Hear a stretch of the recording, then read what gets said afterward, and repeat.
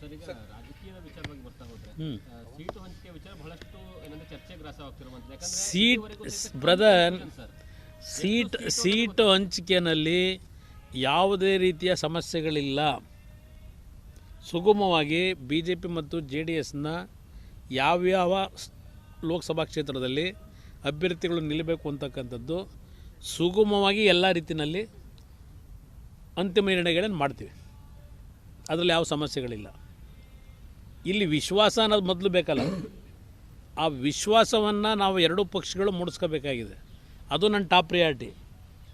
ಅದಕ್ಕೆ ನಾವು ಹೆಚ್ಚಿನ ಒತ್ತು ಕೊಟ್ಟಿದ್ದೇವೆ. ಎರಡೂ ಪಕ್ಷಗಳಲ್ಲಿ ದೆಹಲಿ ಮಟ್ಟದ ನಾಯಕರಿರಲಿ, ರಾಜ್ಯ ಮಟ್ಟದ ನಾಯಕರಿರಲಿ, ಎಲ್ಲರ ಜೊತೆಯಲ್ಲಿ ವಿಶ್ವಾಸವನ್ನು ಇವತ್ತು ಯಾವ ರೀತಿ ನಾವು ಪರಸ್ಪರ ಇವತ್ತು ಮೂಡಬೇಕಾಗಿದೆ ನಮಗೆ. ಅದು ನಮಗೆ ಪ್ರಾಮುಖ್ಯತೆ ಇರೋದು. ಸೀಟ್ ಹಂಚಿಕೆ ಒಂದು ಸಿಡಿ ಹೆಚ್ಚಿಗೆ ತಗೊಳ್ಳೋದು, ಕಡಿಮೆ ತಗೊಳ್ಳೋದು ಅದು ನಂತರ. ಅದು ಯಾವುದೇ ರೀತಿ ಗೊಂದಲಗಳಿಲ್ಲ. ಎಲ್ಲ ರೀತಿ ಸುಗಮವಾಗಿ ಸೀಟ್ ಹಂಚಿಕೆ ಆಗ್ತದೆ. ಬೈ ಜನವರಿ ಎಂಡೊಳಗೆ ನಾವು ಎರಡೂ ಪಕ್ಷಗಳು ಈ ಸರ್ಕಾರದ ಏನು ಲೂಟಿ ಇದೆಯಲ್ಲ, ಆ ಲೂಟಿ ಮೇಲೆ ಚುನಾವಣೆ ನಡೆಸ್ತೀವಿ ಅಂತ ತಿಳ್ಕೊಂಡಿದ್ದಾರೆ.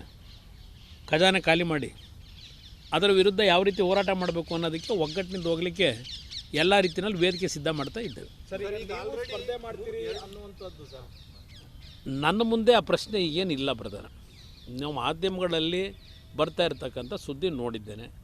ಕೆಲವರು ನನ್ನ ಮೇಲಿರ್ತಕ್ಕಂಥ ಒಂದು ಅಭಿಮಾನದಲ್ಲಿ, ಕೆಲವರಲ್ಲಿ BJPಲಿರ್ತಕ್ಕಂಥ ಸ್ನೇಹಿತರು ಇರ್ಬೋದು, ನಮ್ಮಲ್ಲೂ ಕೆಲವರು ಸ್ನೇಹಿತರು ಇಲ್ಲ. ಇಂಥ ಸಂದರ್ಭದಲ್ಲಿ ದೆಹಲಿಗೆ ನೀವು ಬಂದರೆ, ದೆಹಲಿನಲ್ಲಿ ನೀವೇನಾದರೂ ಮಂತ್ರಿ ಆದರೆ ರಾಜ್ಯಕ್ಕೆ ಒಳ್ಳೆಯ ಒಂದು ಅಭಿವೃದ್ಧಿನ ತರಲಿಕ್ಕೆ ಅನುಕೂಲ ಆಗ್ತದೆ ಅಂತಕ್ಕಂಥದ್ದು ಅವರವರ ಭಾವನೆ ವ್ಯಕ್ತಪಡಿಸ್ಕೋಬೋದು. ನಾನು ವೈಯಕ್ತಿಕವಾಗಿ ಅಥವಾ ನಮ್ಮ ಪಕ್ಷದಲ್ಲೇ ಆಗಲಿ ಆ ಬಗ್ಗೆ ಯಾವುದೇ ರೀತಿ ನಿರ್ಧಾರಗಳು ನಾವು ಮಾಡಿಲ್ಲ.